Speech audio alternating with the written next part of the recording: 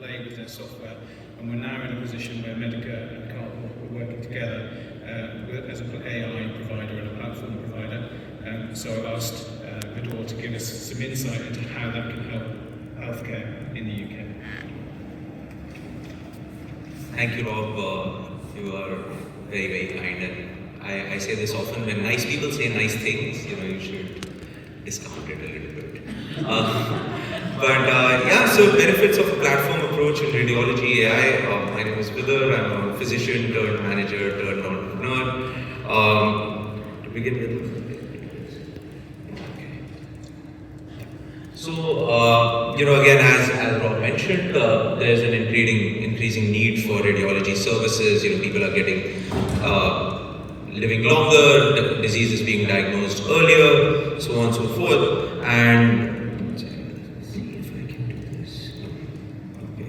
and combined together, it's supposed to be like $100 to $150 billion device and services market. So growing at 10-15%.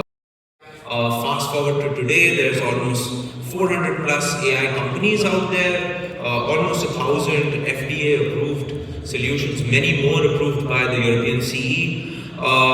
Many of them addressing burnout, availability, productivity, quality of radiologists. And globally, it has never been easier to build AI, right? So a very vibrant ecosystem of AI developers all over the world coming up in various shapes and forms. But near zero adoption, right? And what does this mean? You go to Medica, you go to anywhere in the world, any large radiology provider, you ask them, how much clinical AI are you using? And the answer is typically either zero or lower single digits. So strange dichotomy we find ourselves in. Why? Well, first and foremost, if you just look at the extreme left, healthcare providers find it extremely difficult to discover these AI solutions, right? So what is an AI solution? What is a clinical AI solution, at least the way we think of it? It's a combination of body part, modality and pathology, right? So chest, X-ray, pneumonia is one entire use case. Head CT stroke is another entire use case. And while, solving stroke using CT scans is a great thing for the planet, for a hospital or for a radiology service provider, it's just one of the 200 things that happens there. Right? So what that means is that a healthcare provider would need to use multiple of these solutions at the same time to drive exponential benefit within their practices. But before that, they don't even know what exists out there. Moving on, healthcare providers, radiologists don't trust AI from the get-go. And with good reason, because there is this problem of lack of generalizability. What that means is an AI solution may work really, really well in the Midwest in the US, but may fail miserably in the UK. Or it may work really well on GE systems, but may not work very well on Siemens scanners. So there is only one way to figure out whether an AI solution will actually work on your patients at your clinic, and that is by testing it on your own local data. Testing it on your own local data means you need your own data science teams, you need infrastructure, pilots, etc. A lot of effort goes into that, and a lot of evaluation studies need to be done. Time consuming, expensive, not happening, right? And at the end, let's say you cross these two bridges, and now you have to deploy multiple AI solutions in your practice. Each one of them have different input-output specifications. Some give out DICOM, some give out GSPS, some give out SR, some give out JSONs, XMLs, all sorts of different formats. All of them have very varied infrastructure requirements. Some AI systems run on-prem, some run on cloud, some run on, they got like free AWS credits and now run only on AWS and stuff like that. Each of them have different user interfaces. Like every company in this world has really, really smart product managers.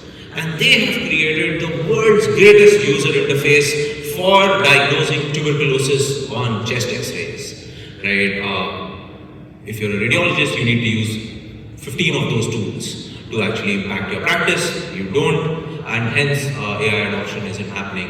And the cherry on top is the fact that every healthcare provider themselves have different IT systems, legacy IT systems, different risk packs, reporting systems, etc., with different visions for the future. And all of this leads to what we internally at CARPL call a combinatorial explosion that eventually impedes the adoption of AI within the healthcare providers themselves. The way to kind of understand this is that one large health system or radiology provider will, let's say, spend 1 year, several tens of thousands of dollars, and at the end of that 1 year deploy one AI solution that will make them 20% faster at 5% of their work.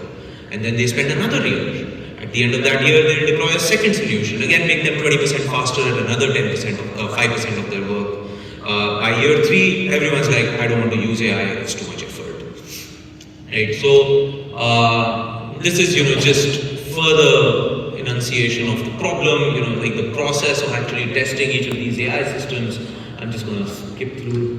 And that's where a platform approach comes in, where you take multiple AI solutions. These are just a list of like FDA cleared solutions on our platform, but you can deploy multiple AI solutions that affect varying body part modality pathology combinations through a single platform within a radiology workflow. So you use a single user interface, not just for consuming the AI, but also for testing it. Right? You use a single data pipe. Your IT teams don't need to integrate with 10 different APIs and get like 10 different IPs whitelisted and 10 different security clearances and all of those nice 50-page forms you'll have to fill. You don't need to do any of that. You just do it once with us and we take care of the rest. And lastly, a single procurement channel as well, right, where you don't need to, contract with 10 different companies individually. You use a platform like us to do that. And of course, the prerequisite is deep integration with back systems, without which, a lot of this stuff just falls flat. So with that, our goal, and this is, I speak on behalf of the entire platform community, I feel our goal should be at least to give a 5x ROI on AI costs. So if you spend £1 on AI, you should get £5 back. You get those £5 back in 3 ways, clinical, operational and financial. So this is the cost framework, at least that we use. Clinical outcomes are errors reduced per month, minutes saved in admission, discharge, a bunch of metrics, essentially that make life better for a patient, for a sick patient. There's operational outcomes, several of which can be calculated, and then there's financial outcomes, which are the bottom line around a lot of the work, unfortunately, that we have to do. So hospitals cannot adopt AI without a platform approach at scale. It is very difficult, and AI is further fragmenting. Right now, you throw a stone, it will hit someone who's building, chest X-ray automation or fracture automation, etc., and that is just going to keep getting compounded further and further. So that I thank you for your attention and hope that you all go for a platform.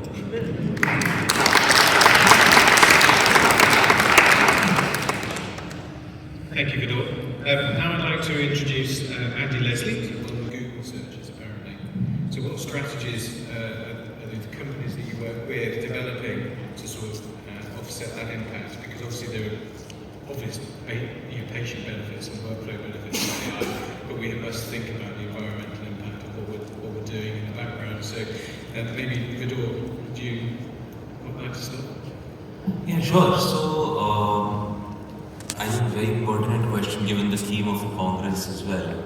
I think from our standpoint, it's important to understand that, we try to take the AI as close to the patient as we can, literally physically, in terms of putting a server or a computer as close to the patient as we can, and that minimizes data transfer across a lot of places and thereby reduces the carbon footprint. Now, we are not, I'll confess, we're not as self-aware in that extent to have done the math of whether this impacts of the extent of the impact of doing this. But I do feel that as you force model developers as a platform, as we force model developers to create smaller models and deploy them at the so-called edge, that inherently makes those models more efficient and thereby they require less electricity. Like, obviously if you're running something on like a room full of servers as opposed to, a laptop in a mammography center, the laptop does consume less power. So, that's one of the things that we do, like from an infrastructure standpoint. Thank you. I know Siemens is doing a lot of work around environmental. Do you want to comment on that, Andy, about environmental impact of imaging and AI? I can't agree. So, while I stand behind sustainability lead already, so I actually have a direct conversation with you about this. But we've been talking about recycling our equipment and scanners we're doing.